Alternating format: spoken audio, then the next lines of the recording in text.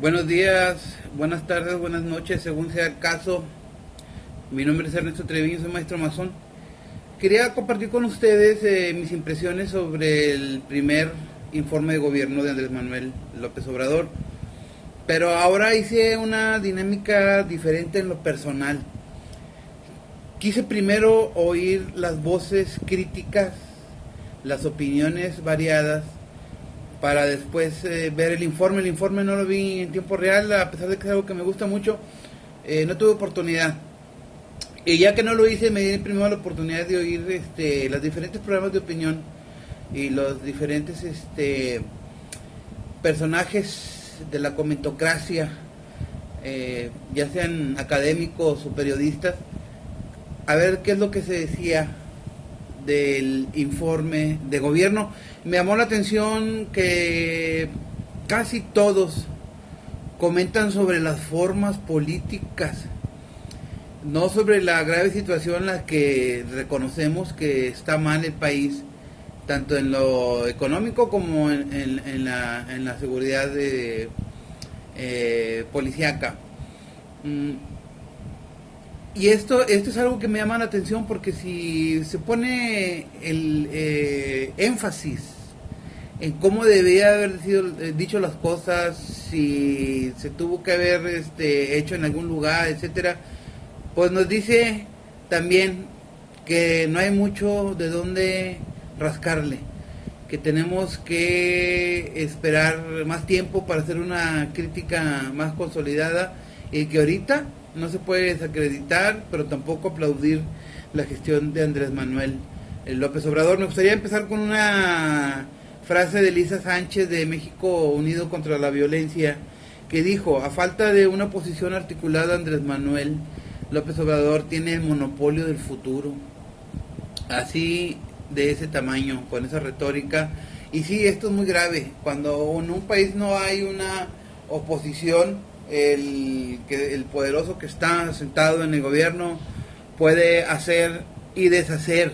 El poder no es algo que se autocontenga, al contrario, la naturaleza del poder es crecer siempre, siempre ser más grande, siempre abarcar con más tentáculos a más territorio, a más personas, etcétera. De las críticas también que se perdió la oportunidad de ser humilde, reconocer el bajo crecimiento, la inseguridad, el seguro popular, las guarderías, etcétera.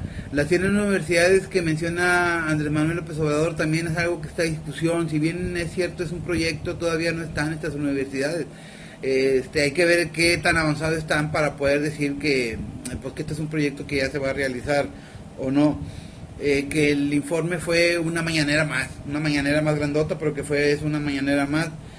Y algo que me llamó la atención, algo que dijo Andrés Manuel ya al final de su mensaje, que no es un informe. Recuerden que el informe se entrega a la Cámara de Diputados por escrito, y son cajas y cajas de documentos que después se tienen que ir revisando poco a poco. Es un trabajo que más o menos dura 3-4 meses, y tienen que ir secretario por secretario desfilando en la Cámara de Diputados, y ahí sí hacerle los cuestionamientos válidos. Esto que hace el presidente pues es un discurso a la nación, es un acto republicano. No necesariamente tiene que presentarlo en el Congreso, aunque yo soy de la idea que sí debió haber ido, aunque sabemos muy bien que iba a haber diputados a lo mejor con cara de cerdo, como en otros tiempos, con pancartas, con gritos, etcétera. Pues también la izquierda lo ha hecho, y él debió haberse sometido a eso. Al final de cuentas, si están moralmente derrotados, pues yo pienso que las tenía de ganar. Es una percepción muy personal. Una oposición moralmente derrotada. Volvió otra vez el programa de Tercer Grado de Televisa. Es un programa muy bueno donde están diferentes analistas políticos. Uno que estaba en TV Azteca, estaba en Notimex, que lo despidieron, se fue a Televisa. Ahorita recuerdo el nombre. ¿Qué sucede cuando no hay una oposición? no hay un contrapeso, no hay un contrapeso no nada más en lo operativo, no hay un contrapeso en lo ideológico, y eso es algo que es muy malo para las democracias. Pero ¿quién puede hacer una oposición creíble en México? El PAN está completamente desacreditado, el PRI, los mismos priistas dicen que ellos perdieron por la corrupción, entonces ¿cómo van a hacer ellos una oposición creíble? Pero me llamó la atención una frase que dijo en ese programa Raimundo Rivapalacio, que esa frase va a ser un boomerang, se la va a regresar a Andrés Manuel López Obrador, ya que lo que queda de oposición, que es como el 15% del PAN y un 8-10% del PRI, le entregaron en bandeja de plata tanto la Guardia Nacional como la reforma educativa y la reforma laboral, etcétera. Entonces, si no tiene resultados en el corto plazo, digamos en 2-3 años, es algo que le va a pesar bastante a Andrés Manuel López Obrador. En cuanto al informe, pues los números ya más o menos los conocemos. El huachicol se redujo en 60,000 millones de pesos, ya no condonar impuestos a las grandes empresas, con un ahorro de 213,000 millones de pesos. Las facturas falsas ya van a ser un delito grave, las ventas consolidadas con un ahorro de 140,000 millones de pesos. Todo esto sí se puede verificar. La caja chica de 11,000 millones de pesos también se puede verificar. Se ajustaban los precios de garantías al maíz, frijol, etcétera, también.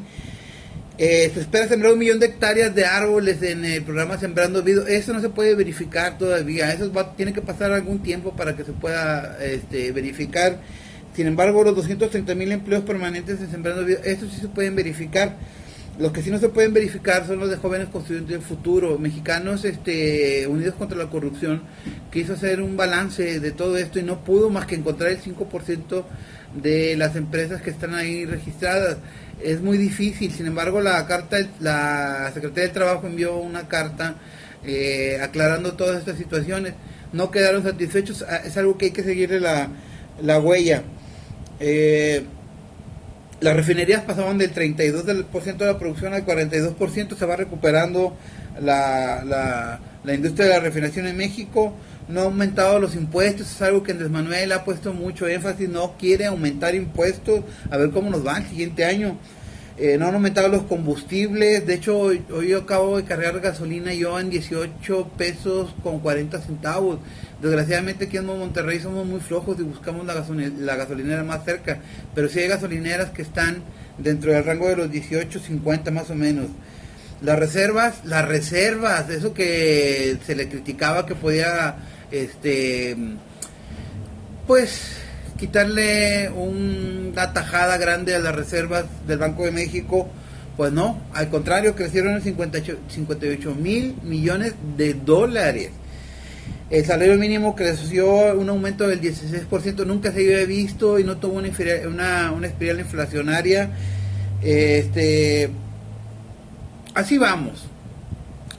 Yo creo que se han dado grandes pasos hacia adelante y algunos pasos hacia atrás. Yo creo que desarrollo sin crecimiento no es posible. Tampoco comparto lo de la visión neoliberal de que solo el crecimiento es importante, independientemente que seamos un país que tiene más pobres que Argentina, que está sumido en una crisis terrible. Tenemos más pobres nosotros que Argentina. Pero tampoco creo la visión que dice que el desarrollo es más importante que el crecimiento. Yo, por el contrario, pienso que el crecimiento sin desarrollo y viceversa es imposible, no debe de ser. Por último, no me queda más decir que los contratos de las gaseras, que tanto se le criticó a Andrés Manuel, que va a ser una mala señal para los empresarios, etcétera, etcétera, el apocalipsis, pues logró un ahorro de 4,500 millones de dólares y hasta la oposición dijo fue un excelente trabajo político de Andrés Manuel. Ahí vamos. Yo, en mi opinión, creo que bien, aunque todavía muy despacio, pero considero yo que vamos hacia adelante. Muchas gracias.